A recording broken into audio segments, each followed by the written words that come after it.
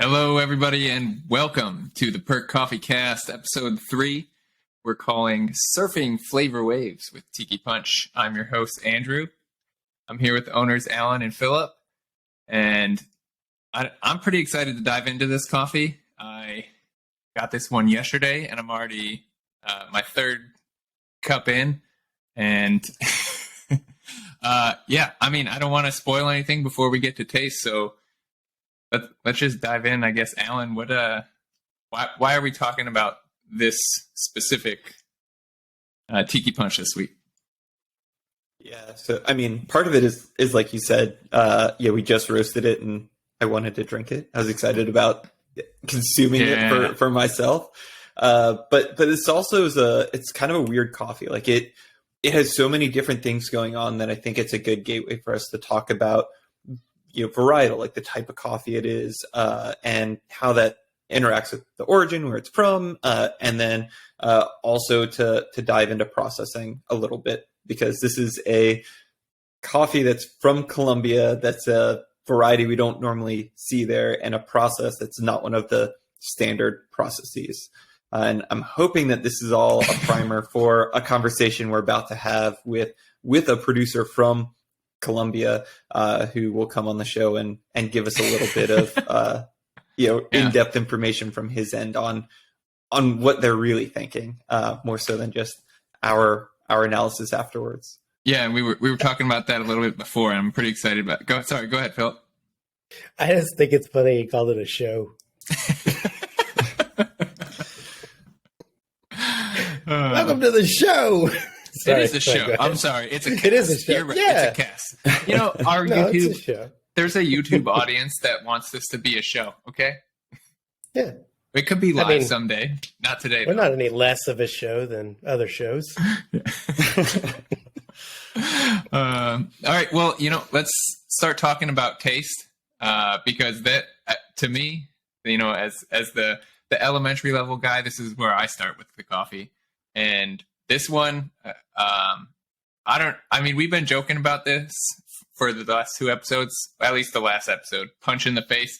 And I think this is the one for me that was a punch in the face in the positive way. Tiki punch in the face? It was a tiki punch in the face. This is the one that my analogy is going to be 18s bouncing off the wall, upside down, bouncing off the ceiling, something like that. As soon as I opened this bag, like the smell of this, I got the pineapple immediately, which is on the bag, and such a strange flavor profile to me, at least with the coffee, and I was pretty nervous about that, but but it was yesterday, 1:00. UPS came, dropped and I was like, probably shouldn't have a coffee, but Tiki Punch is exciting enough a name that I want to give it a shot. And this one, this one delivered for me. This might be my favorite of the Perk coffees so far, which is not fair because this is a limited release batch and it's like super high end. So it's like, oh, champagne's my favorite. This is my favorite of the champagnes. But that pineapple really comes through. I think so. To me, tropical flavors are always my favorite for everything. And the amaretto sour is my favorite mixed drink. So this is like tailor-made. Andrew, you could have just called it the Andrew's Tiki Punch, but yeah. So I'm excited to see how this came about. I don't know. Is there anything I missed on what you guys want to talk about and note with taste? No, you're dead on. The pineapple, just in general, the tropical fruit, it tastes to me like fruit cocktail, like a tropical fruit cocktail. Yeah. We get even some elements of some of my favorite tropical fruit candies, like gummy bears or those kind of things. Like there's just all kinds of, and pineapple is one of those flavors. And oftentimes when I taste things, as I've mentioned before, I get colors in my head. So it's lots of yellows and pinks and just what I like about this one is that even though there's a lot of flavors that you would normally find in coffee, it's not so intense that it's overwhelming. It's a real nice sort of gentle wild coffee. It's got lots of really interesting flavors, but really laced in there with a lot of white sugars and syrupy, just yummy flavors. Definitely different from way on the other side from the Brazil Legender, but not so intense that I think that someone couldn't have a cup and be able to appreciate it. Really clean. For me, even, I think this feels very different from the Buncho Station we had 2 weeks ago, and I don't know exactly why, but to me, like I would prefer this the most, obviously, and then probably Brazil, then Buncho Station. Which, when we had said, Buncho Station's the one where you want to go wild or mild, and I would probably been like a turn back to mild person, but having this is like, I don't know if it's just more of that syrupy flavor and tropical like fruit. Maybe I'm learning how to brew better and I need to go back to Ethiopia. But I'm also, well, we'll touch on it. Never mind. We'll touch on that later. I'm too excited. Too many cups of coffee in. Anything, Alan, that you wanted to add to taste, or? No, I mean, I think it's exactly what you're saying. It's it is wild in terms of like what those flavors are. It's that I'm the same way, where I kind of taste in color for coffee a lot, and it's yellow, but it's that golden yellow. It's more, it's not pineapple, like that really tart kind of pineapple. It's that super, super ripe, like straight off the plant and then grilled, just sugary, sweet, just really, really nice kind. And there's a little bit of a funky, boozy finish to it, but not a lot. There are some, anaerobic coffees are really funky, or even, we just had the Gesha Spirits, from the same producer. And I mean, that's one that tasted like Fruit Loops, but it tasted like the cereal Fruit Loops, like, because it had that kind of like bready, funky thing, weird artificial flavor almost happening. And this, I was really surprised at just how subdued it is and how drinkable it is. It's just a really nice cup of coffee, more so than a like way off the reservation, this thing's insane. Yeah, and just to back up, Alan mentioned the anaerobic, which is it's a fermentation they do, and it's clear with this coffee that the producer did a really great job of getting enough on there to kind of put a little bit of a mark on there, but not so much that it sometimes, like Alan was saying, they can be really boozy, and sometimes that can be really neat, and we enjoy that as well. But this one is more subtle, and it's really nice. All right, so before we dive too deep into the process, because I know that's kind of the meat and potatoes of what we're doing today, can we talk maybe a little bit about variety, origin? Because I think this is a Colombian SL28, if my memory serves. So can we talk about maybe how that contributes to the flavor profile here? What makes it special? I think Philip, I'll field that question to Philip. Okay, that's great. What's good? The show is unscripted. The show is us just looking at each other. Who's going to answer? No, SL28. Yeah, typically we see SL28s in Kenya.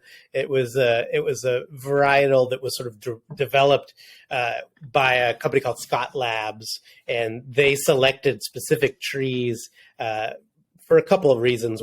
They're really drought tolerant, so they're really good as far as that's concerned. And then also just cup quality. They just are known for having really really complex cup quality, and so we really like them. And we've been seeing more and more SL28s outside of Kenya, this being one of them. And we'll talk about Costa Rica that we've had recently, and then again the year before that also was an SL28. So we're always curious when we see things we talked about this, I think, in maybe one of the early episodes where, or maybe it was on Buncho Station, where sometimes you see coffees and you're like, this is a great example, exactly like when you think Brazil, this is what you want. Then there's sometimes coffees that are like, what? Wait a minute, this is different. Let's give this a shot. And this is one of those where Colombian coffees for when I, especially years ago, when I would think Colombia, I would think of caramel, chocolatey, cherry, just kind of this really round, balanced cup that's really sweet and just a really great kind of balanced coffee.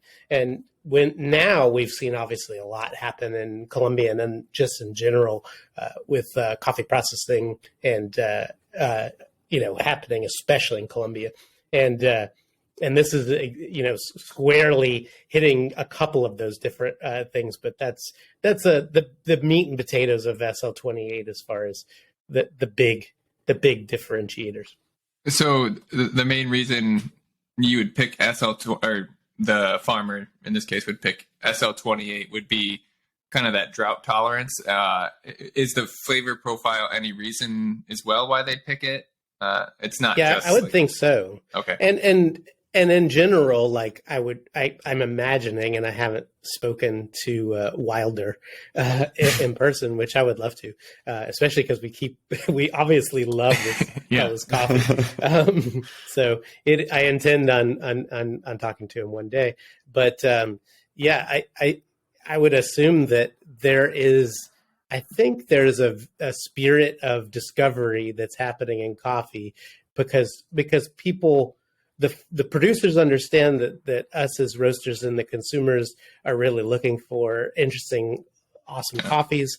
It's also obviously a way to drive what they can charge for their coffees, and they're worth it. And it's no different than what we do as a brand. I think it's why we love this coffee and why we put it out. We search for and strive to source and roast amazing coffees and get it out to people. And I think Wilder approaches what he does in the exact same way. So that led him to, let's mess around and find out with an SL28, right?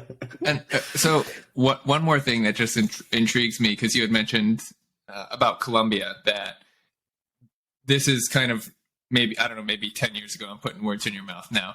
This is not what you would expect from Colombia. You expected more closer to that caramely, chocolatey, I guess, what I think we described as kind of that traditional Brazil coffee, 4 weeks ago, a month ago. No, of course not. Maybe not quite as the Brazil's has a Brazil thing, right? Sure, right. But Colombia is similar in that we just had a classic, and those coffees still exist in Colombia and are wonderful. We have the El Tambo right now that is more that traditional Colombia profile, and it's absolutely terrific. So, Alan, I'm just going. Maybe I should have read the script because I'm just picking all of them today. I think no, it's unscripted. I think it was the Tiki Punch. Maybe I'll let Alan talk. That's yes. So to follow up, then Alan or Philip, if I don't care, whoever knows, what do you think is driving that Colombian artistry or innovation? Why is it that Colombia is kind of this hub for that? Yeah, so I mean that is a really interesting question, right? So I think there's two aspects of it. So one, and I have nothing to back this up. Sure. It seems like there's better knowledge sharing and just better infrastructure in support of the producers in Colombia than we're seeing other places, because it's not just, there's one or two exceptional producers. There are many. And we've found a few that we keep coming back to because the stuff they put out is phenomenal. But I mean, Colombia is really what we talked about Ethiopia as being, a decade ago, where that's where you were going to look for some of the best coffees. It's Colombia now, and there are so many. So part of it, I think, is whether it's community or knowledge sharing. There's seemingly a culture amongst the producers there where they are. So we're going to talk about processing, in a minute, but I used to joke about like when we first started seeing anaerobic processing on coffees. I used to joke that was just some farmer in Colombia that was like burying 500-gallon tanks in his backyard and throwing coffee in and finding out what happens. Like that was how I defined it at first, and it's maybe not far from the truth. Like it was this hotbed of innovation of like mess around and find out, but it didn't stop there. It wasn't just like we're gonna play around with this and whatever comes out, like we'll hope for the best. It was like that, and then it was okay, what worked? How do we do it better next time? And it has become this just perpetuating cycle of excellence. So the best coffees that we've tasted, I mean, for the last several years, have really all come from Colombia. So I think that's part of it. And to add on to that excellence was rewarded with really fetching high dollars for the coffee. Sure. So that it completed the cycle of like, why should we do this? Oh, it's like people will pay the money and they're very excited about these coffees, and we can build a brand. Our farm becomes a brand known for this wonderful product we're putting out. Yeah, absolutely. And that was kind of the second thing in my mind. And so there's this really fascinating effort led by a guy named Peter Roberts here at Emory in Atlanta called the Transaction Guide, the Coffee Transaction Guide. And his objective was for importers to share the price that they were paying for coffees, and then he was basically categorizing them based on cupping score and then how much was paid per pound, and sharing that by region, and just putting that out into the world. And that basically incentivizes someone whose farm is whatever down the street from Wilder's and is getting in that lower quintile. They're getting $2 a pound for their coffee, and meanwhile Wilder's fetching $10 a pound for his coffee or more. And for them to look over and be like, what, what's going on? Like, we live down the street from each other. Like, we're both growing kind of the same, types of coffee. Like, why is he making 5 times more than I am? Right. And to Alan's point, I think that's being I think they go up to Wilder, and Wilder's like, here, this is what I'm doing. Not like, I'm not telling you. Right. Yeah. Tough luck. Sorry. Yeah. I'll buy your farm. I mean, Philip and I've talked about this recently. Like so Brazil has a coffee that tastes like Brazilian coffee, and their vast majority, natural process. They kind of follow that like chocolatey, nutty flavor profile, and they're priced low, like relatively low.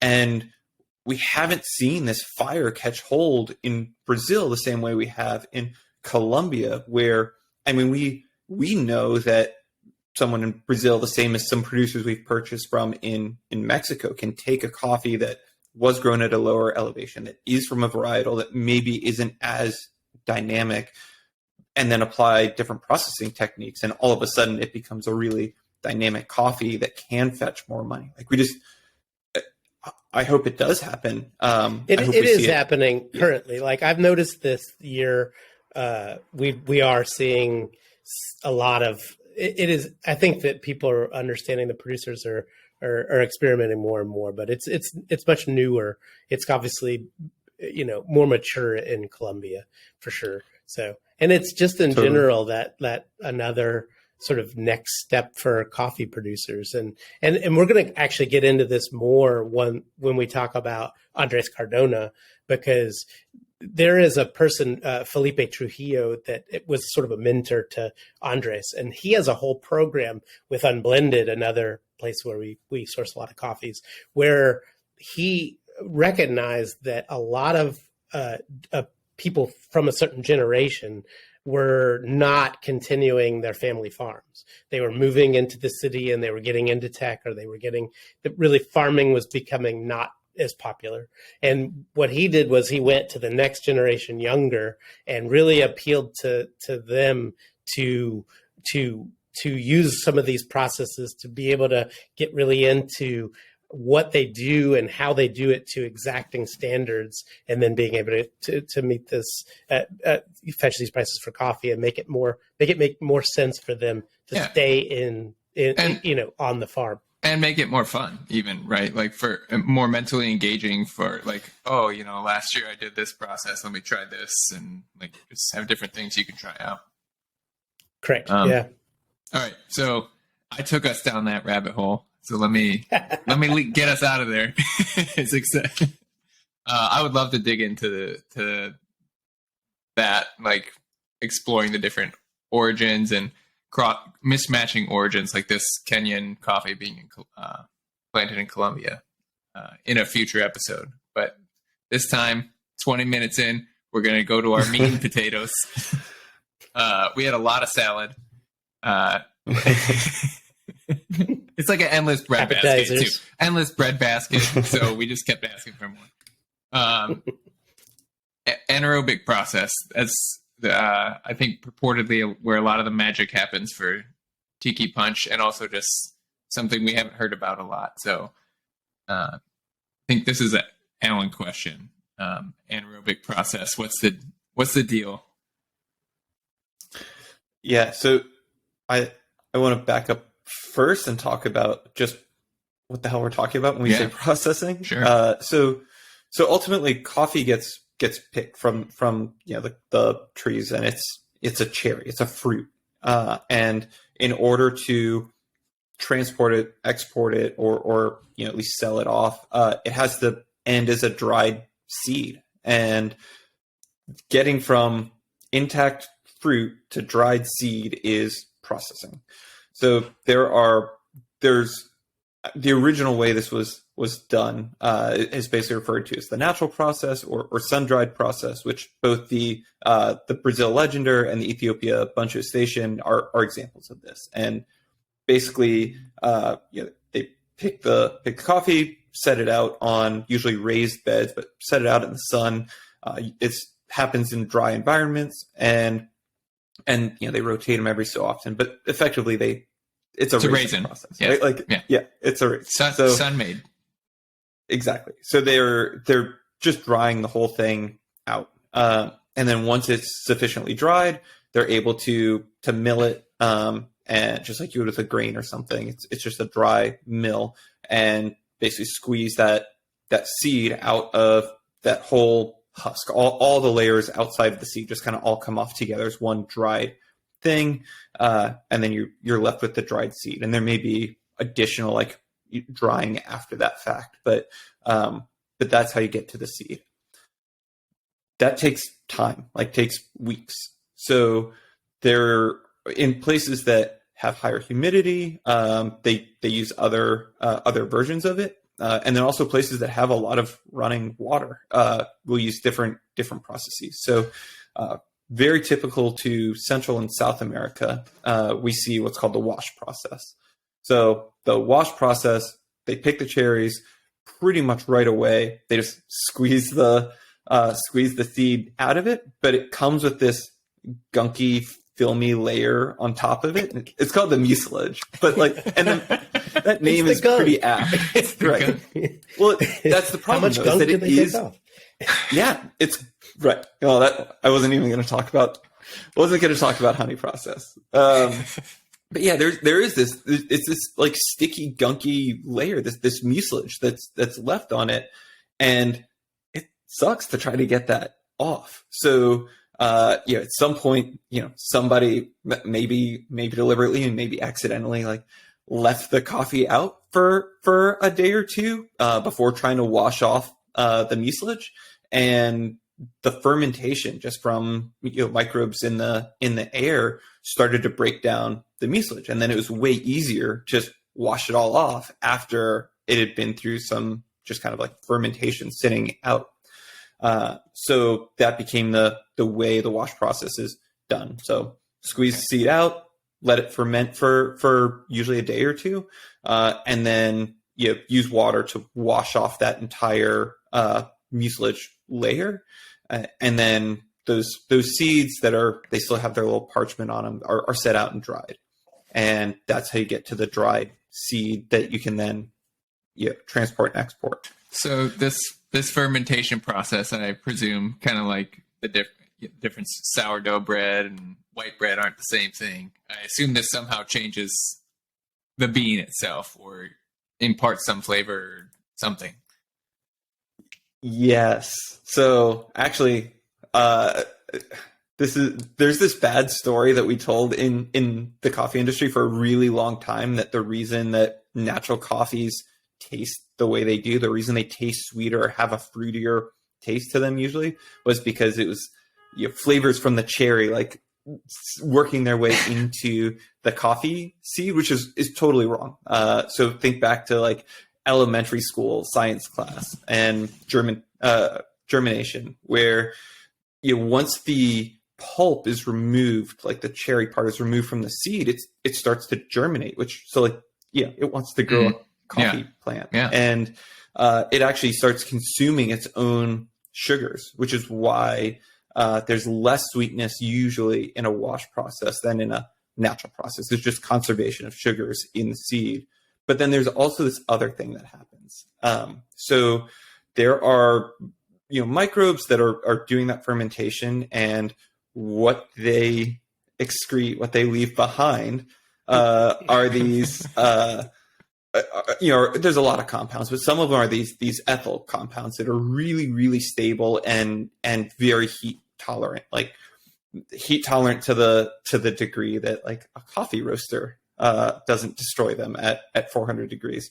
So they actually make it the whole way from that fermentation step, these chemicals, all the way through to the cup of coffee that you're drinking at the end. So there's an actual imparting of flavors, and that's a lot of the like floral flavors that you get in a washed Ethiopian coffee are exactly from that step in the process.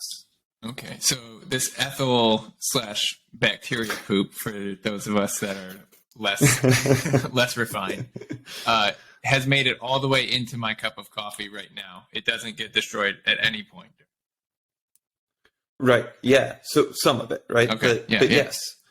Bottoms up. So, right. Well, but that was again, like that was just a byproduct of byproduct of the microbes. So, but also just a byproduct of an operational step, like that fermentation. Even though it produced these flavors, like it wasn't happening for that. They just wanted to get to a dried seed as fast as they could, and letting that fermentation occur after removing the pulp got them there faster. But then again, like people started messing around with different things and controlling that environment. And so anaerobic processing, just that title alone doesn't tell you really anything other than at some point in cherry to dried seed, the producer did something to control the environment in which the microbes were thriving. Basically, they're basically forcing selection by different levels of oxygen, or there's even versions where they'll pump carbon monoxide into a tank or modulate the temperature. It's all just selecting what microbes are thriving, and those are microbes that happen to leave behind different compounds, which then modulate the flavor. And so the coffee that we're drinking right now, this Tiki Punch, is an anaerobic natural, which means that generally, maybe, so these terms are not well defined, but generally it means that that fermentation step was not even related to mucilage removal. So that is frequently something where farmer picks the cherries like in the natural, but instead of going straight to those raised beds, they're put into a tank and sealed in some way is where this anaerobic step comes from. But so think of a bunch of coffee cherries just put in a big fermentation tank. You can think almost like a beer tank or anything for that seals it up, and they're left there for some amount of time.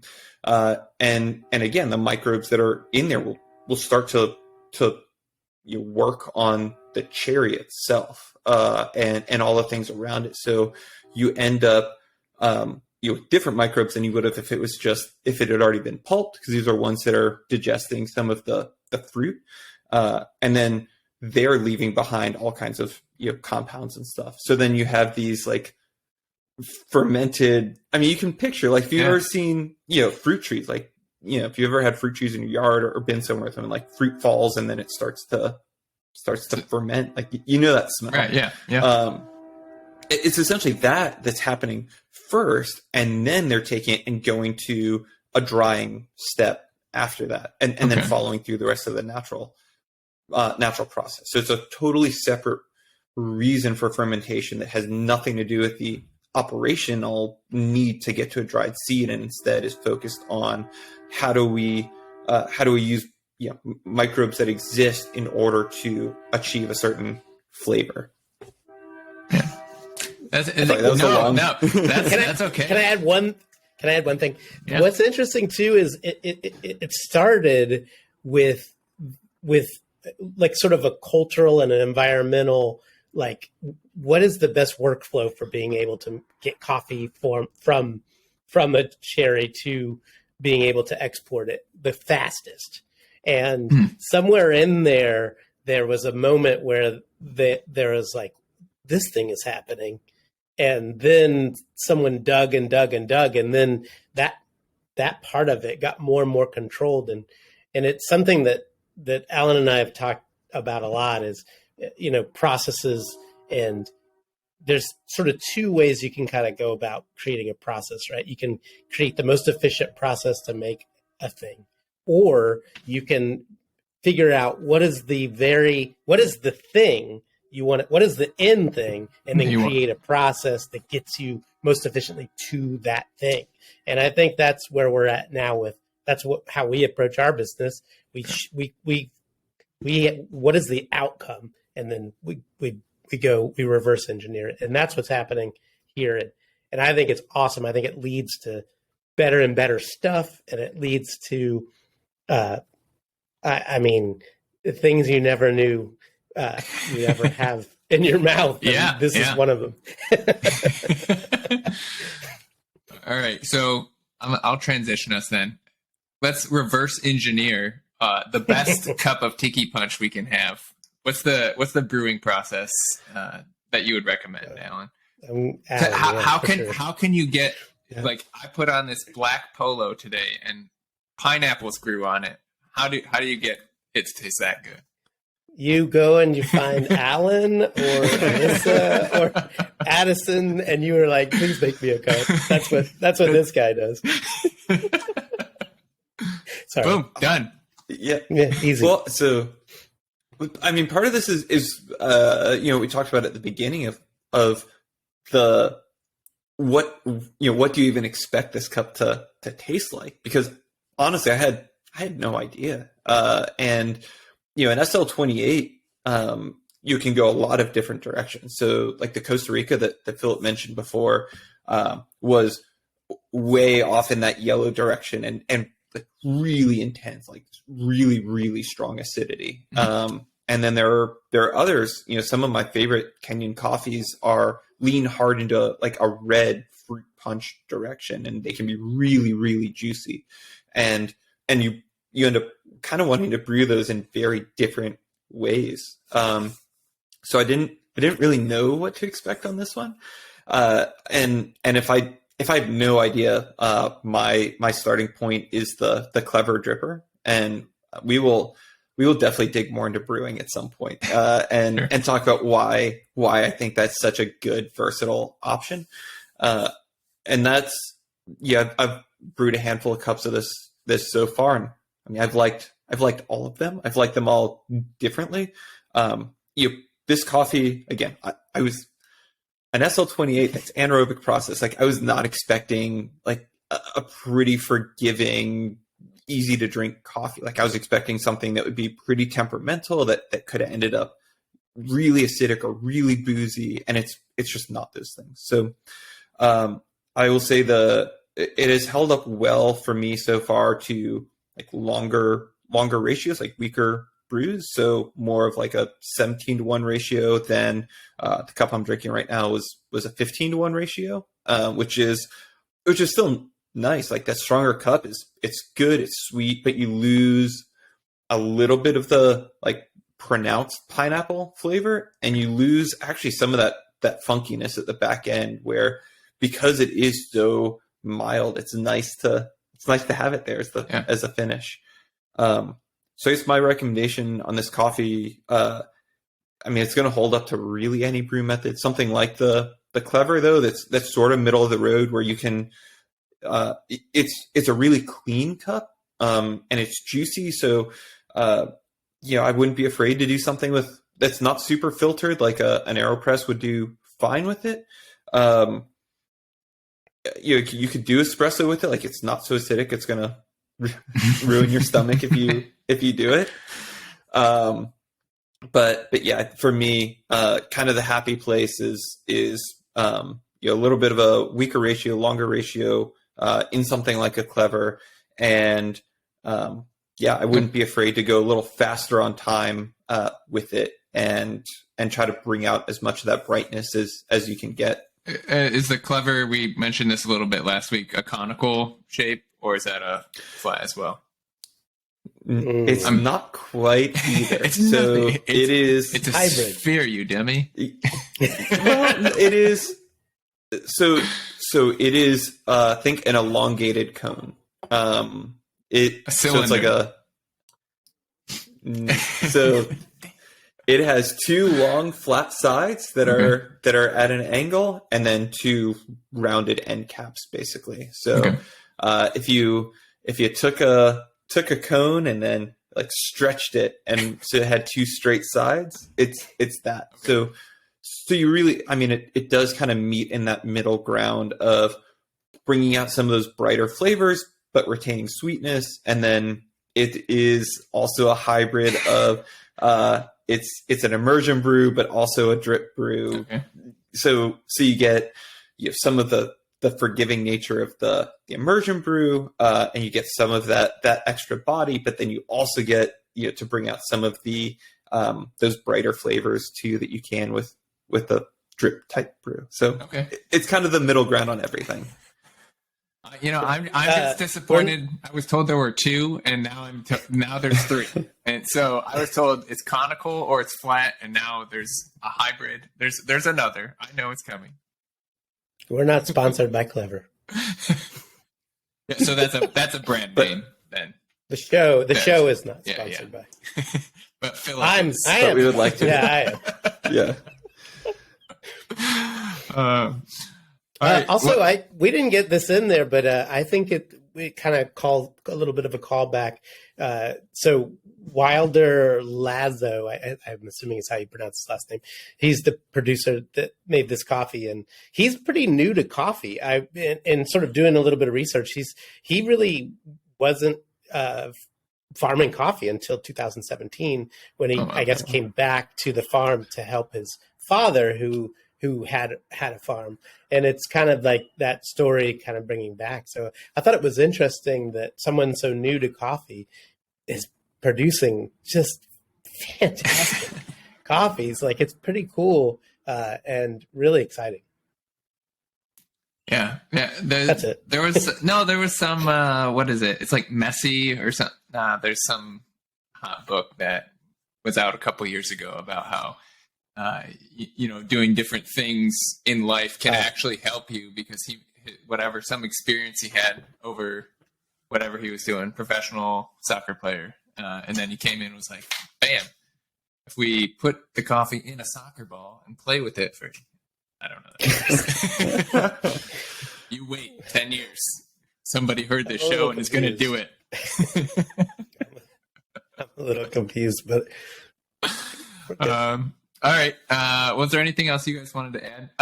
I actually do. I forgot. We're going to have links to watch the anaerobic process for anybody that wants a visual aid to see how that actually works, right?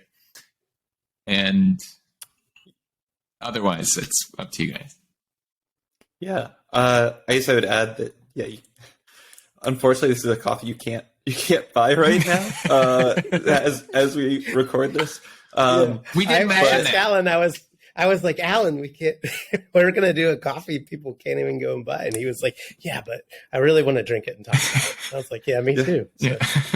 We do. I think don't we? We have one more roast to this one, so we will be releasing one more roast to this one at some point, and so let's have that. And we did mention it at the end of last episode, so we gave warning that we were talking about something that wouldn't be able to purchase anymore. Totally. And so when we do the second batch of this, it'll be the first coffee that comes out in our new limited release boxes as well, which is cool. Really exciting. Yeah, I'm excited about those. Very, very cool.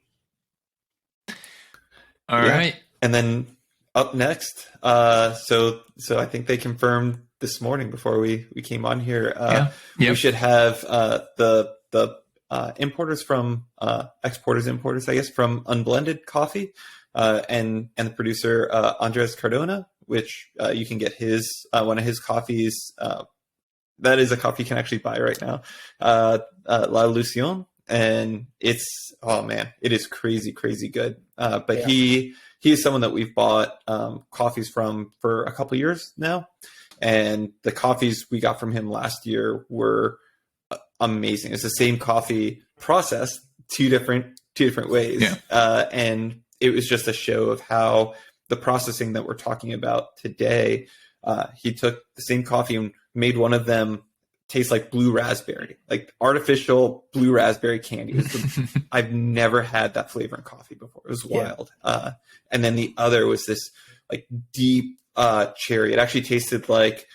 So there is a drink called Cascara that's made from those discarded coffee cherries, and that's what it tastes like. It's this dark red, juicy flavor. So it's just a showcase of what these incredible producers can do. So very excited to have him on and hear all about how he looks at all these things that we're basically spectators and cheerleaders on. Like, we love what he's doing, but he can really talk us through how does he think about all these things and start at the end and get to these, unbelievable coffees.